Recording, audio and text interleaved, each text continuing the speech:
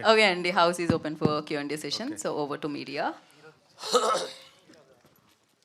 Yeah. నన్ని గారు, last time మీరు పొట్టేలతో అలరించారు, అసలుకి ఒక మంచి బ్లాక్ బ్లాస్టర్ హిట్ కొట్టారు. ఇందులో మీ క్యారెక్టర్ ఎలా ఉండబోతుంది? అసలు మీ లుక్ చూస్తుంటే నాకు మీరు సమంత గారు సిస్టర్ అనిపిస్తుంటారు చూస్తే ఒక్కోసారి. ఇందాక కూడా మా కొలిక్తో అదే చెప్తున్నా, అంటే అంటున్నా ఏంటి అమ్మాయి సిస్టర్ ఏంటి అని అంటే నువ్వే అడుగు అనేసి అంటే చాలా ఇయర్స్ తర్వాత డీ గ్లామర్ లేని రోల్ చేస్తున్నాను నేను. Thank you. సో నా రోల్ గురించి మాట్లాడాలంటే నా మైక్ ఎప్పుడు డైరెక్టర్ గారి దగ్గరికి వెళ్ళిపోతుంది, ఎస్పెషలీ ఫర్ దిస్ ఫిల్మ్. ఒక మంచి రోల్ చేశాను, అందరికీ గుర్తుండిపోయే రోల్ చేశాను, నేను ఇంతకుముందు చేసిన వాటికంటే డిఫరెంట్ రోల్ చేశాను అని మాత్రం చెప్పగలను, అంతే. అనన్య గారు, సో తెలుగు అమ్మాయి, తెలుగు ఆబ్వియస్లీ నార్మల్గా మాట్లాడేస్తారు, బట్ శ్రీకాకుళం అనేపాటికి దానికి ఒక స్లాంగ్ ఉంటుంది. సో దీంట్లో మీరు అదే క్యారెక్టర్ చేశారు కాబట్టి దీని గురించి ఏమైనా వర్క్షాప్ చేశారా, ఎట్లా? దీని గురించి నేను ఇప్పుడే మాట్లాడలేను. బేసికలీ స్లాంగ్ అనేది అంటే ఒక్కొక్క క్యారెక్టర్ ఒక్కొక్క డిఫరెంట్ లొకేషన్ నుండి ఉంటుంది. సో ఈ అమ్మాయి మరీ శ్రీకాకుళం కాకుండా వైజాగ్ అట్లా కైండ్ ఆఫ్ ప్లేసెస్ అనుకోవచ్చు. సో నాకు స్లాంగ్ ఏం లేదు. అనన్య నాగళ్ళ గారు, మీ మంచితనం ఏంటో మొన్న వరదలప్పుడు, విజయవాడ వరదలప్పుడు చూసాము, విన్నాము. అంటే పెద్ద పెద్ద హీరోయిన్లు తెలుగు ఇండస్ట్రీ నుంచి కోట్లు పట్టుకెళ్ళిన వాళ్ళు కూడా ₹1 సాయం చేయని ఆ తరుణంలో మీరు ఒక 5 లక్షలు ఏపీకి తెలంగాణకి ఇచ్చారు. దానికి ముందుగా మీకు ధన్యవాదాలు. శ్రీకాకుళం ఈ షెర్లక్ హోమ్లో మీ పాత్ర ఎలా ఉంటుంది? అసలు మిమ్మల్నే తీసుకోవడానికి కారణం ఏంటి మోహన్ గారు? అది మీరు మోహన్ గారిని అడిగితే బాగుంటుంది, పక్కనే ఉన్నారు కాబట్టి. బట్ నేను ఒకటే చెప్పగలనండి, ఇప్పటి వరకు నేను చేసిన రోల్స్ అన్నిటికీ చాలా డిఫరెంట్ ఉంటుంది. ఆబ్వియస్గా ఎవ్రీ సినిమాకి అదే చెప్తున్నాను అనుకోవచ్చు, కానీ ఎవ్రీ సినిమా నేను అలా డిఫరెంట్గా ఉండేలాగా చూస్ చేసుకుంటాను నాకు అనిపిస్తుంది. సో అలా ఒక డిఫరెంట్ కైండ్ ఆఫ్ రోల్ చేశాను. అనన్య గారు, హాయ్. ఈ ఇయర్ ఇది 4th ఫిల్మ్ ఇది. సో ఎలా అనిపిస్తుంది అంటే, ఒక యాక్ట్రెస్ ఒక సినిమా రిలీజ్ అవ్వడానికి చాలా కష్టపడతారు. సో ఇది మీది 4th కాన్సిక్యూటివ్ ఫిలిం. సో ఎలా ఉంది? అండ్ శ్రీకాకుళం షెర్లాక్ హోమ్స్ అనే టైటిల్కి మీరు ఎలా కనెక్ట్ అయ్యారు? ఈ స్టోరీ మీరు ఎలా ఓకే చేశారు? First of all I feel very happy and lucky also.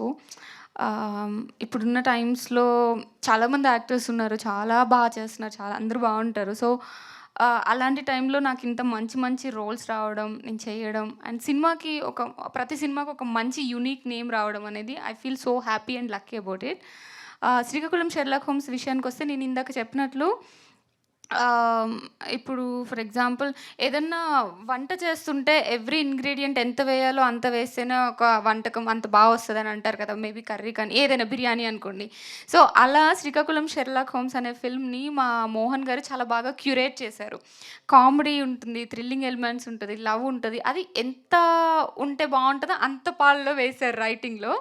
So అది నాకు చాలా ఇంట్రెస్టింగ్గా అనిపించిందండి. సో అండ్ ఆల్సో నా రోల్ కూడా చాలా డిఫరెంట్గా ఉంటుంది ముందు చేసిన ఫిల్మ్స్ అన్నిటికంటే. సో ఈ 2 reasons. All the best. Ananya గారు, కంగ్రాట్స్ అండి, back to back hits. And అంటే తెలుగు అమ్మాయిలు రావాలి అని చాలామంది అన్నారు. సో కంప్లీట్గా తెలుగు అమ్మాయిలు వస్తున్నారు. బట్ మీరు చూస్ చేసుకునే విధానంలో అంటే ప్రతి మూవీ కూడా కొంచెం హిట్ రేంజ్లోనే వెళ్తున్నాయి. సో అంటే మీరు చూస్ చేసుకుంటున్నారా, మీ దగ్గరికి వచ్చే స్క్రిప్ట్లే ఆ విధంగా ఉంటున్నాయి? First of all thank you అండి.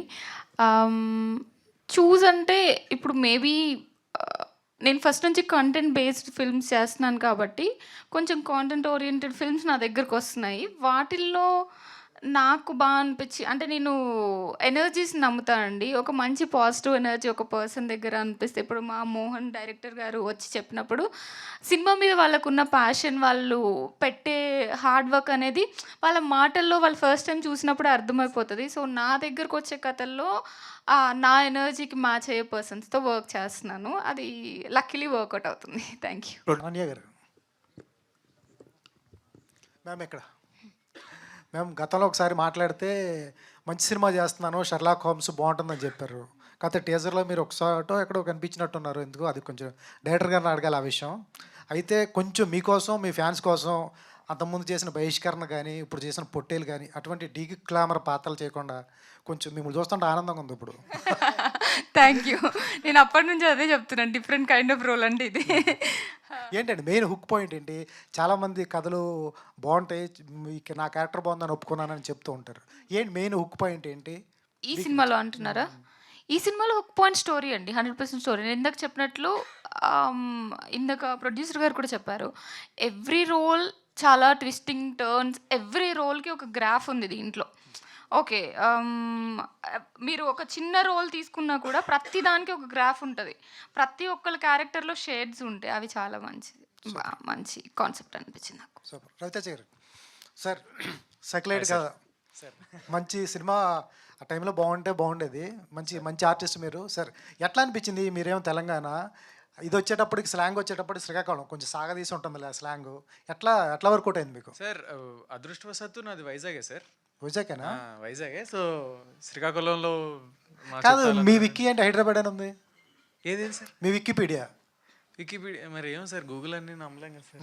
మొన్న ఎవరినో అలా రోడ్డు మీద తీసుకెళ్ళి కింద పడేస్తున్నాడు Google maps open. Okay. So అదే సార్, నాకు కొంచెం శ్రీకాకుళం స్లాంగ్ పట్టుంది సార్. అదృష్టవశాత్తు వర్కౌట్ అయిపోయింది అదండి. Super sir. Director garu, YouTube ప్లాట్ఫామ్లో one of the most successful content creator for specific time period.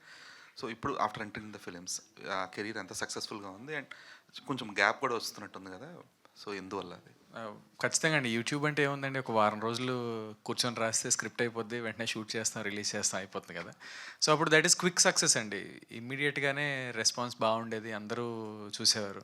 అది ఎంత క్విక్గా వస్తుందో అంత క్విక్గా మర్చిపోతారు కూడా, మీరే అన్నట్టు గ్యాప్ వచ్చిందని.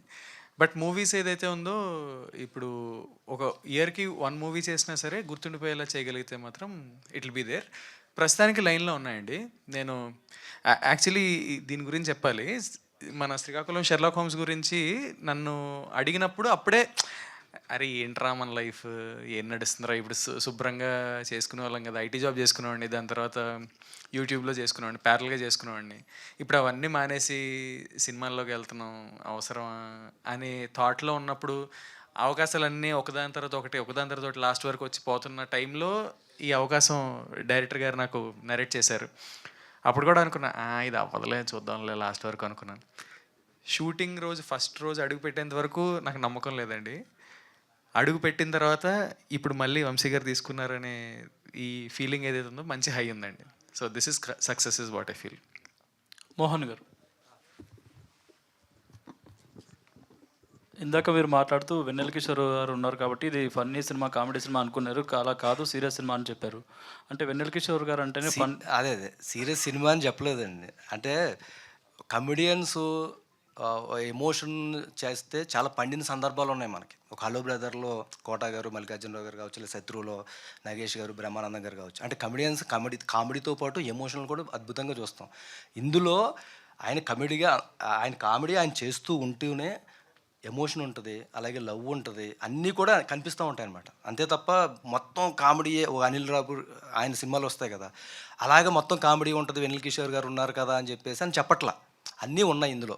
ఇందాక అనన్య గారు అన్నారు కదా, అన్నీ కావాలి. ఇప్పుడు ఇది ఎలాంటిదంటే జీరా రైస్ అంటాం, బియ్యంలాగా జీలకర్ర రైస్ ఉండం కదా, జస్ట్ వేస్తాం ఫస్ట్. అట్లాగే లెమన్ రైస్ అంటాం, నిమ్మకాయ మీద పెడతాం. అట్లాగే వెన్నెల కిషోర్ గారు ఉన్నారు కాబట్టి మనకి ఆయన ఎక్కువ వీళ్ళందరికన్నా కూడా ఆయన ఇప్పుడు ప్రైమ్ కమెడియన్ కాబట్టి ఈ డిటెక్టివ్ పాత్ర ఆయన చేశారు కాబట్టి ఫోకస్ ఆయన మీద ఉందో తప్ప అందరూ హీరోలు ఈ సినిమాలో.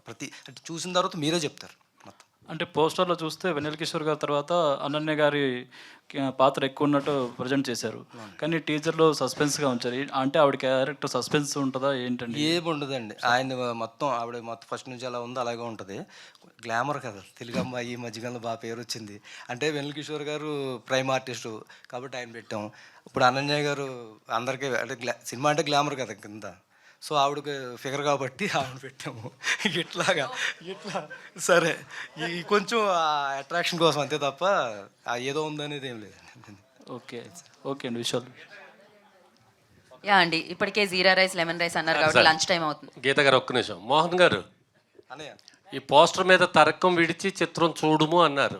ఇది ప్రేక్షకులకు చెప్తున్నారా లేకపోతే రివ్యూ రైటర్స్ చెప్తున్నారా? అందరికీ. అంటే ముఖ్యంగా సినిమా చూడకుండా కూడా బాగాలేదని చెప్తారు చాలామంది. వాళ్ళకి చూడకుండానే బాగాలేదంట సినిమా అని అంటూ ఉంటారు కదా. అంటే తర్కం ఆర్గ్యూ చేయకుండా సినిమా చూడాల్సిందే. అటు తర్కం ఉంది ఆల్మోస్ట్ ఆల్లో. ఇది ఒకటి వేద్దాము, కంటిన్యూ చేద్దాం ప్రతి సినిమాకి అని నేను పెట్టుకున్నాను. బాగుంది, తెలుగులో వేయటం అది ఇంకా చాలా బాగుంది. కాకపోతే ఈ సినిమాలో ఏదైతే చెప్పానో తర్కం విడవమని, తర్కంతోనే చూడమని చెప్తున్నాను. ప్రతి దానికి లాజిక్ ఉంటుంది, ఫస్ట్ నుంచి ప్రతి దానికి పాయింట్ ఉంటుంది. మన శ్రీకాకుళం సెర్లక్ హోమ్కి ఆదిత్య మ్యూజిక్ వారి యాడ్ అవటం ఎంతవరకు ఉపయోగపడుతుంది మీకు? చాలా అలా పెట్టగానే అట్లా అసలు వాళ్ళకు 3 కోట్ల మంది సబ్స్క్రైబర్స్ ఉన్నారని మా ప్రొడ్యూసర్ గారు ఇచ్చారు. First time Aditya music question వచ్చింది. Thank you so much Niranjan garu, Madhav garu happy feel అయి ఉంటారు. And thank you.